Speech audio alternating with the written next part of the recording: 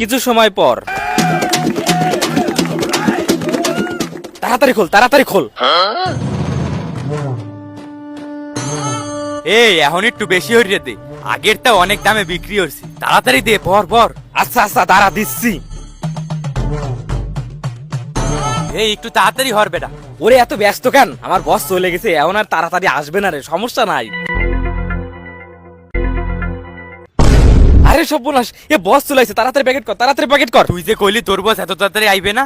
কিরে, তুমি আবার এখানে? আরে এ তো সেই ব্যক্তি যে আমার কাছে কম দামে মিষ্টি বিক্রি করছিল, আবার এখন দেখছি এখানে কেক বিক্রি করতেছে, আবার সেই একই প্যাকেটে। এই দি এই কাইল গোর বেড়া। এ ভাই, আপনি আবার এই নিয়ে এইখানে আইছেন কেন? একটু আগে না আপনারা বের করে দিলাম, আবার আইছেন কেন? যান। ভাই, ওর কাছ থেকে তখন আমি কম দামে মিষ্টি কিনছিলাম, এখন দেখতেছি আবার এইখানে। দেখেন তো ওর প্যাকেটে কি আছে। আচ্ছা, তোর প্যাকেটে কি আছে খোল তো দেখি। এ ভাই না না, এই সে মানছের অর্ডারের মধ্যে কেক আছে, এক খুললে নষ্ট হয়ে যাইবে, আমি খুলমু না। এ ভাই, আপনি না তখন আমার কাছে কম দামে মিষ্টি বিক্রি করলেন, এখন আবার কেকের ব্যবসা শুরু করছেন? আপনি কত ধরনের ব্যবসা করেন ভাই? কি কম দামে মিষ্টি বিক্রি? এই তোর প্যাকেটে কি আছে খোল, প্যাকেট বের কর। এ খোল, খোল। এ তো আমার দোকানের মিষ্টি,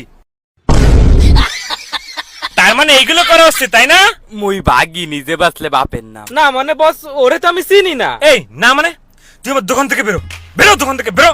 আর তোর মতো কর্মচারী যেন আমার দোকানের সামনে না আসে, বের হয়ে যা। দোকানের ধারে বাড়ির জন্য তোর আর না দেখি। এইসব চোর বাটপার কর্মচারীদের জন্য আজকে আমাদের ব্যবসার এই অবস্থা।